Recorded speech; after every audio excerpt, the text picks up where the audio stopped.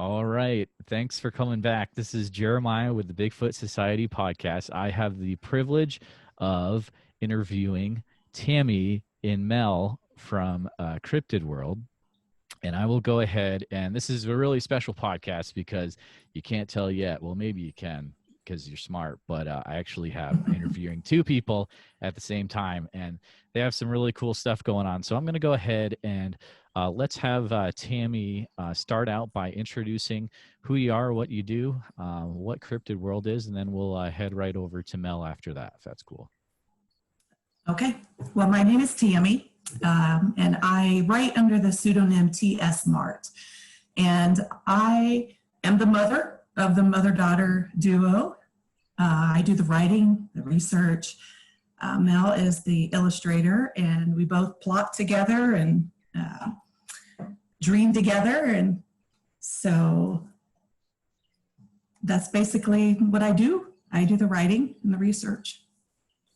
Cryptid World, though, is our brainchild together, where it's a website where we produce family-friendly content about cryptids, creatures, fascinating creations, and it's where Mel is able to house her some of her graphic designs of cryptids mainly. Yep. We have blog posts and articles on cryptids and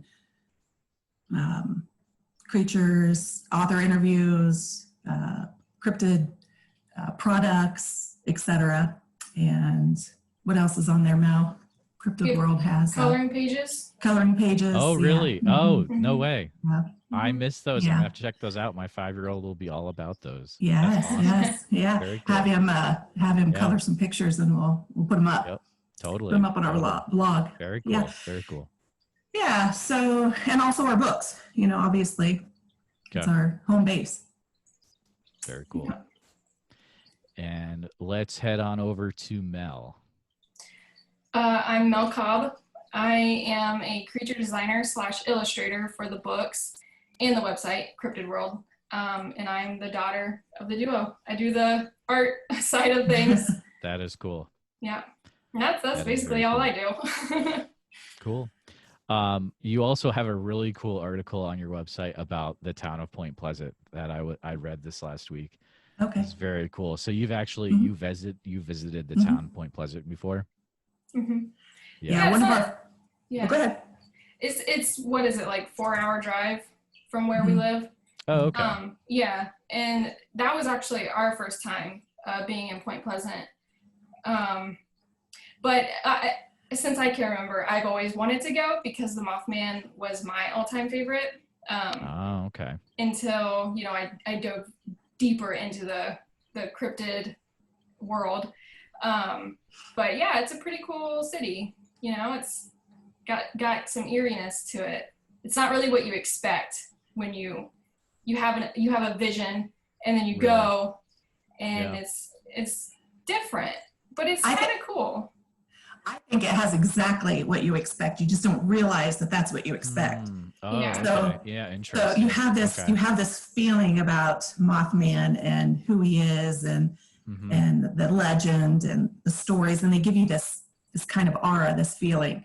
And you don't really know what that is until you get to that town. And then as you walk down the street and you stop into shops or you see all the empty shops, then you kind of get a feeling of what Point Pleasant feels like, I think. Smaller river community type deal-ish? Well, I think it's just one of those small town communities that have boomed at one time. It was a boom town, and then it slowly just declined, and industry left, and once that happens, it sucks some life out of the city, and it feels like it feels like not a city. It feels like a town that's struggling to keep its feet under it. People are really, really nice, though. People are really nice. It's and then in towns like that, they realize, hey, we have this amazing cryptid story. This is gonna save the town. Like if they're smart, they realize that. Yeah. Like it's the same thing with like Van Meter. Well, Van Meter, Iowa has a Van Meter visitor, which yes, Great. This is from my buddy Strangeology. He hooked me up today. Okay. So I'm Nice. pretty Okay. pumped because I actually live in Iowa, which is like, so I live like 20 minutes away from Van Meter. So every year we go out to, they have a day festival. Okay. It's not like the Mothman Festival, but it's kind of like the little cousin to the Mothman Festival, right? And people from that festival come out to our festival and try to pick fights and stuff. It's pretty wild. It's pretty wild, but it's a fun time. Yeah. But so did you guys see the statue when you were there? Oh yeah. Yeah. What were your thoughts of the statue? There's what? What were your thoughts of the statue? You know, as a designer, there's Yeah. always different perspectives of the monsters. There are different perspectives and descriptions of the Mothman itself, and so I respect the designer of that Mothman. It's not how I would do it, but it's still pretty cool. The Mothman butt is pretty cool. Mel, didn't we meet the tourist bureau guy? He's in charge of tourism. Didn't he say he was the one who commissioned that project? Oh, wow. He may have said that he knew the person who designed it, but I'm not sure. I can't remember exactly what he said. We found him just sitting out on the street in front of one of the stores. And Yeah. That's awesome. it was 100 degrees outside, but he was stopping everybody and just talking to them about Mothman and about their quaint little town. And that is awesome. Like, why wouldn't you, really, if you lived in that town? Yeah. I was on a kick where I was going to interview the sculptor of the statue and get the story about how it's designed after a famous bodybuilder and get the behind the scenes. And I found out he passed away about 5 years ago. So maybe I will get like his widow, or like if he has a widow or something. That would be a cool interview. But definitely, want to make it out there to Point Pleasant one day for that. So that's cool that you both have been able to go out there. But so of course I've kind of contacted both of you through Instagram. You have some really cool Instagram presences coming on. Mel, your stuff is really, really amazing. Like, hats off to you. Has that so? To ask you some questions about that. So, like, is it something where you've always been drawing stuff like that through your childhood, or like, did you just kind of grow into it, or what do you think regarding like monsters and cryptids and stuff? Well, when I was really young, I have two older brothers. And they were heavily into Pokemon. And so naturally, I got myself into Pokemon. And me and my oldest brother, we would fight over Pokemon like crazy. And so Mom decided to just like toss everything Pokemon out of the house, just like into the trash. It's gone. And so with that, we were kind of forced to create our own Pokemon game and our own card game. And so, since I can remember, I've been drawing monsters and creatures on a daily. And so creatures have been just a part of my world since I can remember. It's just the natural thought process that comes to me. Okay. Yeah. That is cool. That's really cool. So I like to say, I don't know what hurt Mom the most, her kids fighting or throwing all that money out in the drain. That's true. That's true. Yeah. Because you didn't know what it's worth now, but you knew what it was worth back then as a parent, because you had to probably purchase all that. And the irony a lot more now. Yeah, and the irony of that story is that my older son went on to play some Pokemon tournaments at the national level in Indianapolis, and has a little trophy. Yeah. Man, that's crazy. That's a cool story. Yeah, that makes sense, because sometimes I look at some of your work and I'm like, it's almost like there's a little Pokemon going on there, but like, there's definitely an influence there. It's very cool. Sure. So, nice work there. Nice work. Thank you. Tammy, have you always been a writer then, or how'd you get into writing? I wrote a lot as a teenager. It was kind of an escapism and a way for me to deal with a lot of hardship that was going on in my life. And so, yeah, I was escaping the stories, and I never really realized how therapeutic it was for me, and how with each story my writing was improving a little bit. But yeah, I actually wrote a couple of novels in high school with some girlfriends who also liked to write, and then put it away when I went to college. Except for I really enjoyed writing, so I took some electives in creative writing and kept it alive, and then later in life picked it back up when I stayed home with the kids for a bit when they were little, and picked up some we got a computer and I started freelancing, doing some freelance and writing, and that's when I started publishing some things, and thought, hey, I can do this. But then I went back to work and put it all away again, and just recently started writing again. So yeah. That's cool. That's cool. And so you're based out of the Midwest, right? Yeah. Both based out of the Midwest, because I remember seeing that. So upcoming book, which we'll talk about in a bit, because I'm kind of building up to it. It's from, is it Indiana State Press? That's Indiana publisher. University. Oh, yeah. Right, cool. right. Cool.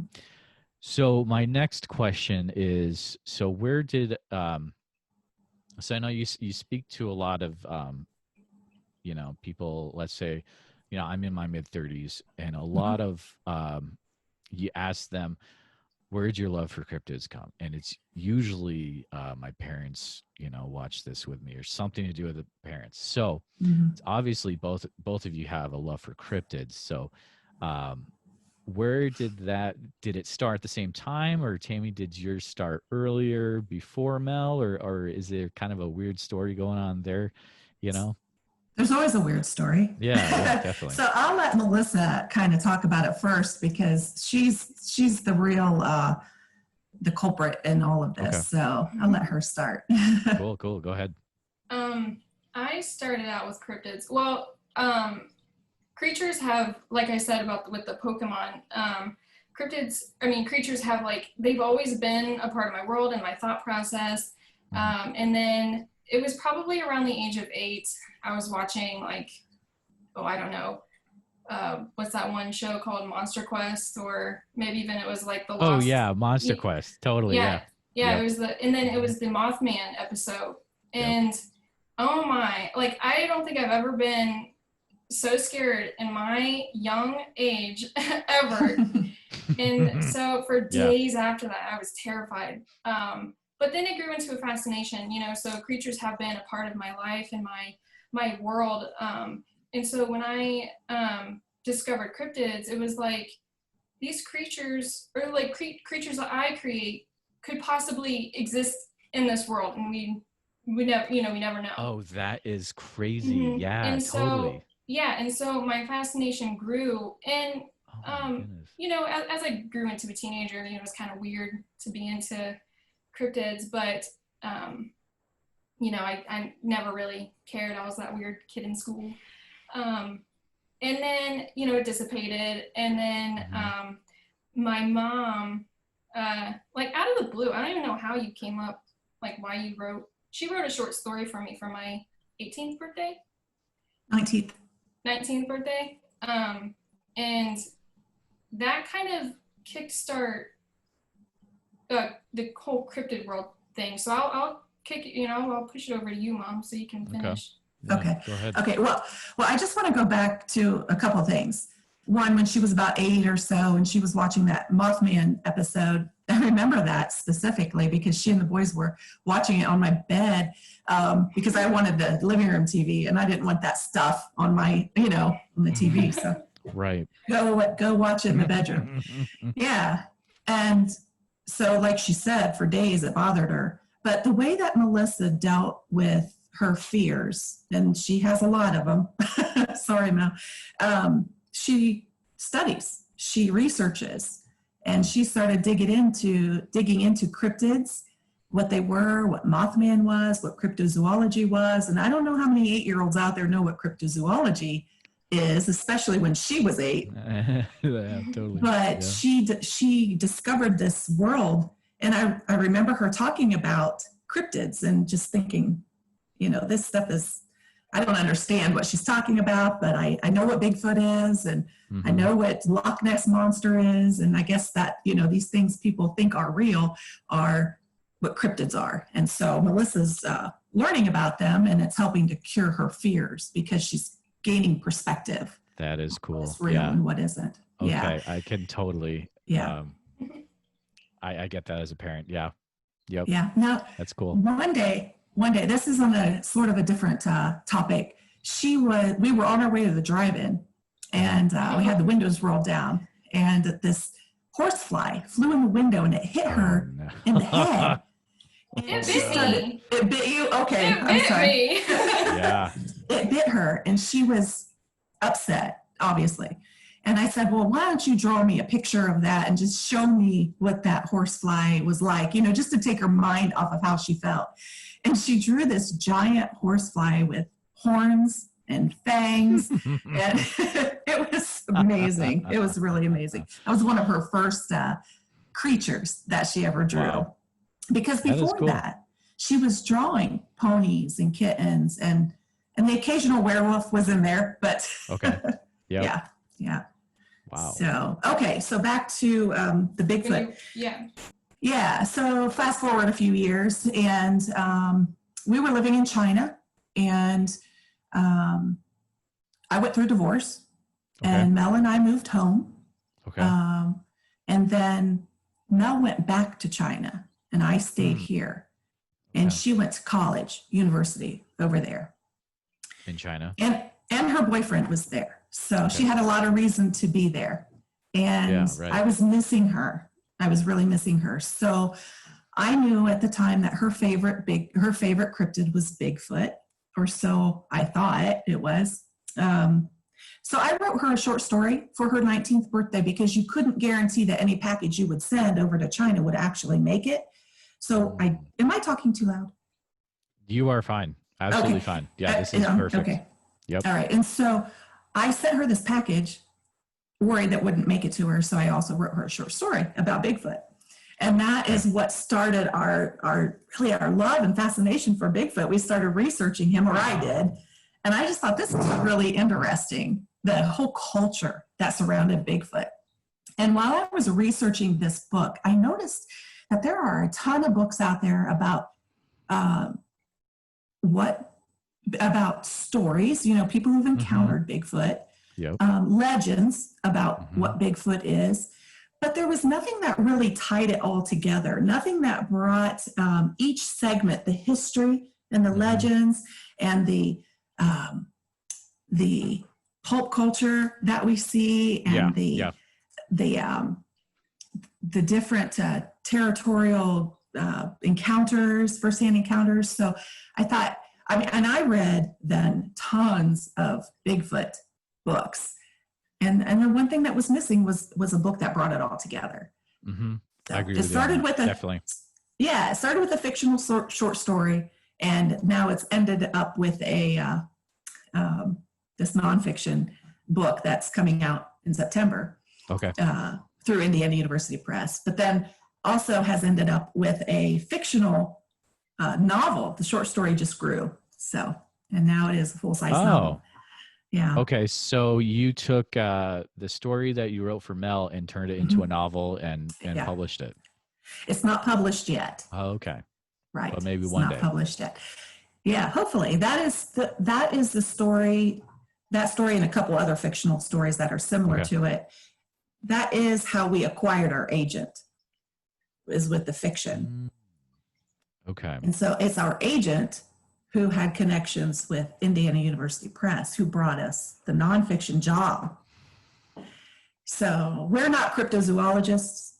We're entertainers. We're entertainers. Yeah. Oh, and it's like people get all blah about that. It's like, oh, you can't go to a school and get like cryptozoology. Well, I don't know, maybe you can, but it's like, come on, if you dig it, then go for it, Sure. So totally. Yeah. So we're kind of like experts in what we're doing at the time, researching deeply Yep. and writing at the time, and really trying to put together information that is smart and detailed and thorough. But again, as soon as we move on to the next project, we forget half of it, or I do. Yeah. But yeah, so our agent brought us the job, and we happened to be in the frame of mind wanting to put together a project that filled in the gaps, was exactly what they were looking for. So that was exciting. Wow.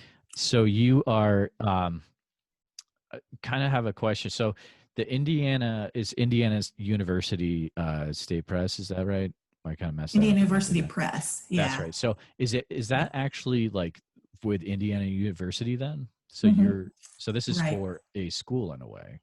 Well, they have, Indiana University Press has their scholar books. Okay. Which are textbooks and those things that really smart people write. Yep. And then they have an imprint, which is called Red Lightning Books. And that is more of their trade books. Okay. So if you look on our Instagram, we have the Indiana University Press catalog that is up for the fall. And our book is in it, along with a book called... I noticed that. Yeah. It's very cool. Yeah. Weird Earth. And there's some stories in there about some other historical things in the Midwest, and they're more of your less scholarly. I don't know if they're resource, but they're just more of a mainstream interest versus this academic. That's cool. Yeah, that's cool. Because I was wondering that, like, is Indiana University going to have like a Bigfoot class, or like what's the deal? But that makes more sense now. Yeah, that'd be cool if they did have a Bigfoot class. I mean, I'd be signing up. Probably. Yeah, that would be cool. But, so explain to me, from what I've seen of the book, the Bigfoot book that's going to be coming out later this year. It is very cool. How do you describe that book to tell your friends, like, hey, I got this Bigfoot book coming out? Is it a lot of like illustration heavy, or kind of down the middle? There's illustrations, there's stories, there's what do you think? I like to say that it's kind of a one-stop shop for the Bigfoot fan who is maybe a believer or a skeptic. It's a good place to start to learn all of the basics about Bigfoot. But it's also going to take you a little bit deeper into the whole culture of the whole Bigfoot culture. So I have a little section I pulled that kind of describes the culture if you want to hear it. Oh, totally. Yeah, I would love that. I mean, please it's kind of like go an ahead. introduction. Yeah, go ahead. Okay, so we talk about the importance of culture in the 5 roles that people play in the Bigfoot culture.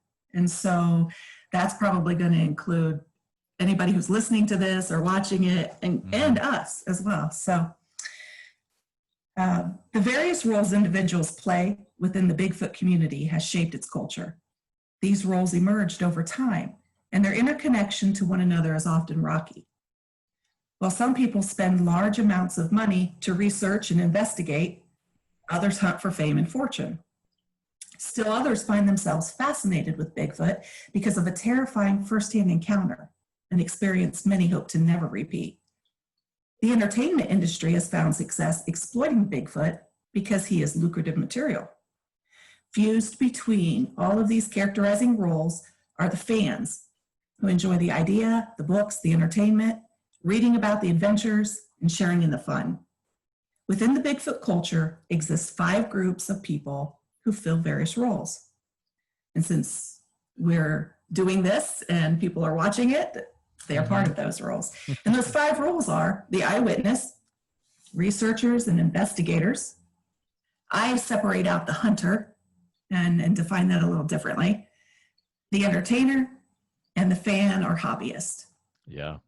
So from here, then we move, from that section, we move on and we talk about the early lives of the cryptozoologists, the early cryptozoologists, and how they shaped today's Bigfoot culture, their role, and then how it all originated and evolved today. That culture then moves into pulp culture, and we highlight some of the most famous Bigfoot products. Yeah. Oh, cool. Yeah. Yeah. So like your Harry and the Andersons and stuff like that, or stuff like Yeah, that. Yeah, that's yeah. cool. That's cool. Try to dig into the story behind why they're created and where they came from, Yep. originated the ideas. Yeah. That is so cool. Yeah. It's a lot of Very fun. cool. Yeah. Thank you for sharing that. That was actually something that I was like, sometimes stuff like that comes up, but I kind of feel weird asking for it. But thank you for offering that. That was very cool. I love how. So let me Mel, let me say this back to you, see if I got it right. So you were creating monster drawings, and then you kind of found out about cryptozoology. That's awesome. That's like a Spielberg movie type thing. Like that's really cool.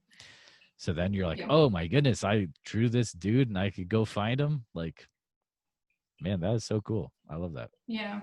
That's very cool. Did you guys ever go on like, well, I guess I can kind of answer this myself, but let's go more into it. It's like, did you ever go on like cool, like weird travel trips, you know, go see the cryptid towns? I know you did at least one with Mothman, but any other kind of crazy adventures or?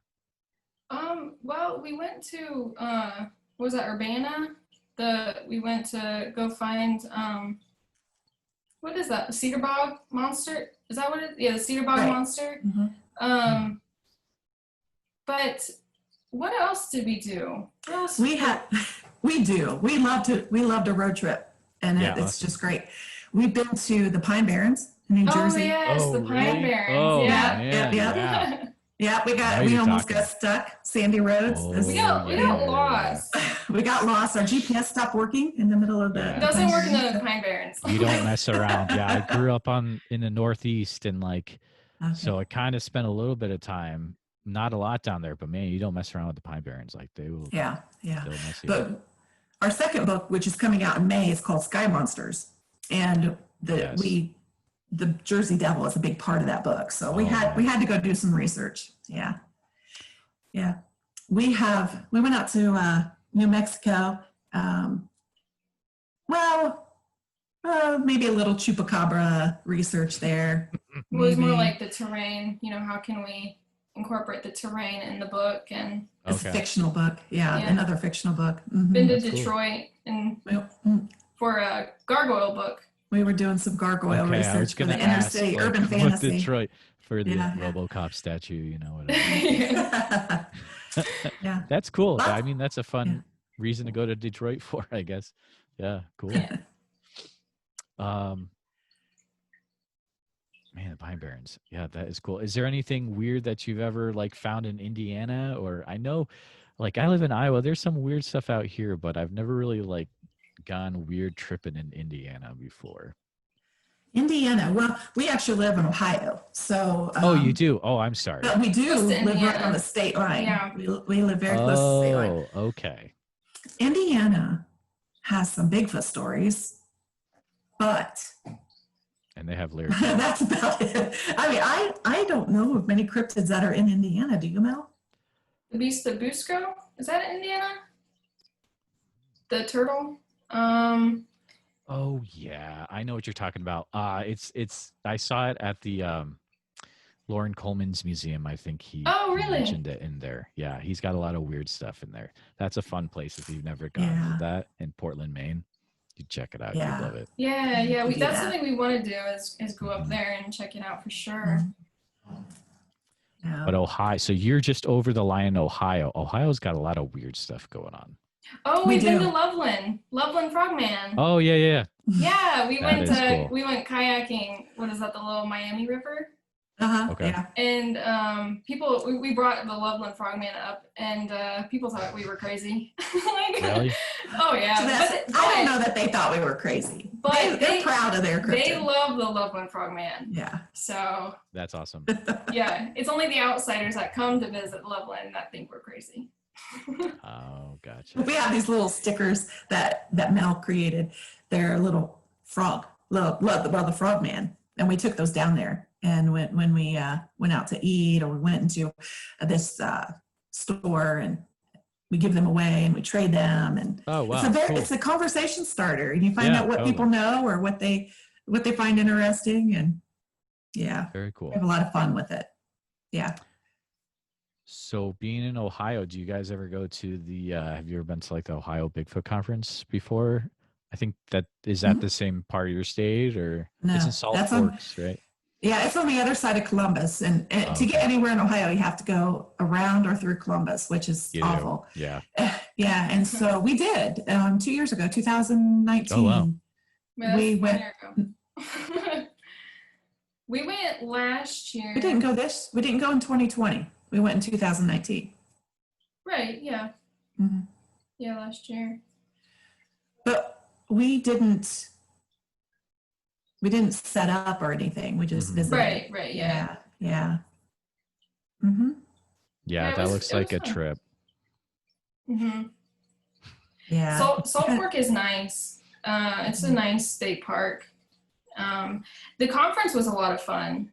It wasn't as big as the CryptidCon, but obviously CryptidCon is all Oh, have you cryptids. been to Crypticon too? Yeah. Oh Yeah, man, we're I'm planning super on. jealous.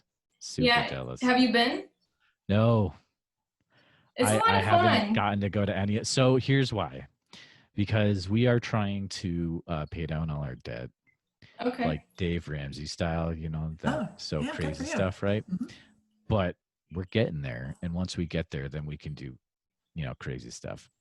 Nice. But we Nice. got a ways to go. So there's a lot of Grubhub and DoorDash delivery when I'm not doing Okay. this or like my 9 to 5. That's Wow. fair. Wow.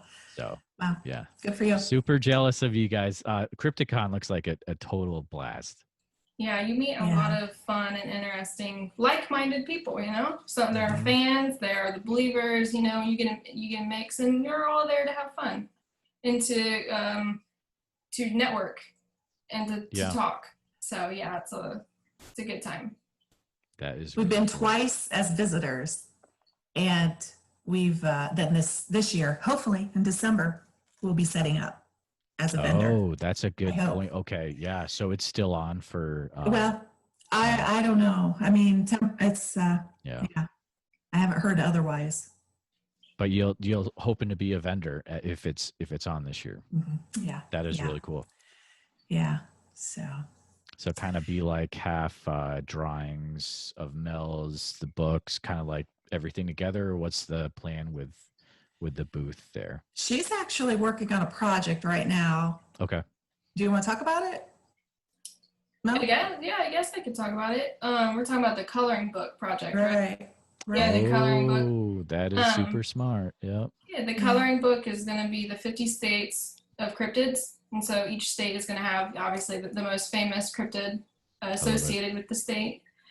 Yeah, that's kind of the big project I'm working on right now for the conference. And then posters. Yeah. Wow.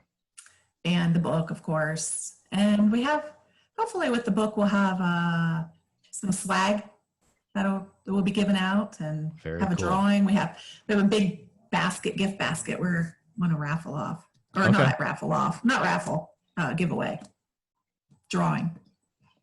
Mel, that is a really cool. That's a just cool idea all around. Like, there's some states it's gonna be tough. Well, unless so, are you doing one page, like one cryptid per state then? Yeah. Yeah. Yeah, one cryptid per state. Yeah, there are some states that have a lot of cryptids associated with it, and then you have like Colorado, and it's like the Rocky or the rock slide monster yeah, thing. Yeah, it's like okay, yeah. Well, I guess I'll do it.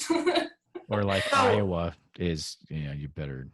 The Van Meter. It'll definitely be the Van Meter. Yes. Because this cryptid needs way more press than it doesn't get anything. Yeah. Yeah, I agree. My Van Meter design is a little bit different. It's a little bit more humanoid than it is. The cool. What is it? Pterosaur? Is that what it's? The features are. Most people are like a pterodactyl pterosaur type thing. Yeah, it's like a flying dinosaur with a laser light out of his head. Ooh. Yeah. I just activated Siri. My new computer is weird. It activated Hey Siri when I don't like when it does that. That's funny. Sorry. I'm distracted. So Yeah, West Virginia. I mean, you could have West Virginia's got a lot of cryptids. That's going to be tough. Yeah, I had I'm to sure pick you've looked into between. that. I had to pick between the Flatwoods Monster and the Mothman. Oh, can you guys still hear me? Yes. Yes. Yeah. Okay. Yeah. Let's see. So now what did you choose for Indiana then? Beast of Busco. Okay. Hold Yeah. on 1 minute. My stuff is wigging out. Okay. Say something again. Hello? Please. Hello? Gary. Let me make sure we're still recording. We are good. That was weird. Yeah, it wigged out my Bluetooth headphones and like you guys talking, I couldn't hear anything. Oh. But we figured it out. Thank goodness. Okay. Still recording. Good. So sorry if you had just said anything. I did not catch it. We were just chatting. We were Okay. chatting about Indiana. Oh, really? Oh, yeah. Well, it's a nice place. I've driven through it. It's nicer than Southern Illinois. Just kidding, guys. Southern Illinois is fun. Yeah, we did some not legend tripping, but we did some research for our Sky Monsters book over in Illinois. So Oh, that was really? fun. That was one of my favorite trips. Yeah, but we'll have to talk about that in another podcast. Totally. Yeah. I think that we have done. This has been really insightful, and like just there's a lot of cool things I've taken out of this as a parent, but I am super pumped to see the coloring book come out. I am going to definitely pick up one of those for my kid. I think that's going to be a good time. Yeah, I hope it turns out. Yeah. Well, on the website, get on the website, and we have the Beast of Bladenboro, the Loveland Frogman. Oh, really? We have the Dogman too. The Dogman. Yeah. Mm-hmm. Yeah. Very cool. Yeah. Yeah. And I just wanted to say one more thing, because I kind of, when I was talking about the book, I left out one huge major part of the book that differentiates it from other books. And that is yeah, totally. Mel's profiles that she has researched and profiled over 40 Bigfoots from across the world. Oh, that is and, really and then huge, drawn them. Yeah. Yeah. So each one, do you want to talk about it, Mel? I guess I can, yeah. Yeah, go ahead. So one of my main goals in creating each Bigfoot, I treated them as if they were subspecies of the overarching species of Bigfoot. And so my goal was to make sure that they were individual and all different looking. And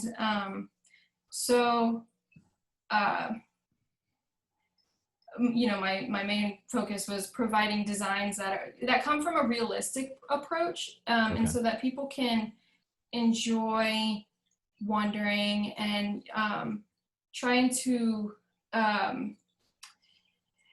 be able to incorporate into something that they've seen, or to not really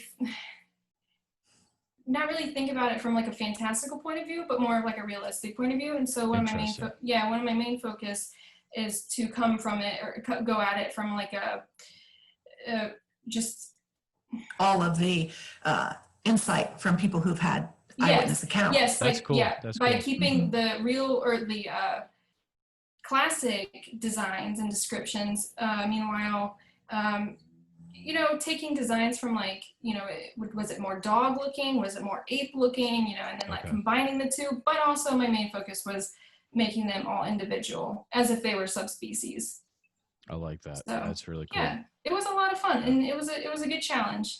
Humanoids is not really my type of designing, so it was a good challenge, and I don't know how I made it through. From what I've seen, it looks pretty cool though, so I'm definitely looking forward to seeing the whole thing. It's going to be good stuff. So we are, before we transition to something else, let's say, so I have a lot of people listen actually from all over the world. Mm-hmm. And if they are not familiar, there's a lot of people that are not on Instagram too. But if they've listened to this and they're like, oh, I want to check out, the drawings and keep the rest of the book coming out. What are ways that they can keep track of you guys, best websites, social media, stuff like that. Yeah, the best all comprehensive place is going to be our website at cryptidworld.com. Okay. And on there, you can sign up for our newsletter. And in our newsletter, we keep people updated on what's happening next. And we have a section on our website, a pull down tab where you can read an excerpt from the book and you can follow the links to the book. It's for sale on pre-order on Amazon right now. And it comes out September 22nd and it'll be available at all bookstores. It's not available outside the US at this point in time, but I'm hopeful that we can have it for sale on our website and be able to get it to people who are across seas. Very cool. Yeah. And then we have the Instagrams, Cryptid World at Cryptid World, and then my Instagram, which is at Mel.Cobb. Gotcha. Yep. Which is spelled CABRE, right? Yep, like the word macabre, but Mel Cobb. Yeah. Very cool. Very cool. Yeah. You can find us on Facebook at Cryptid World. Okay.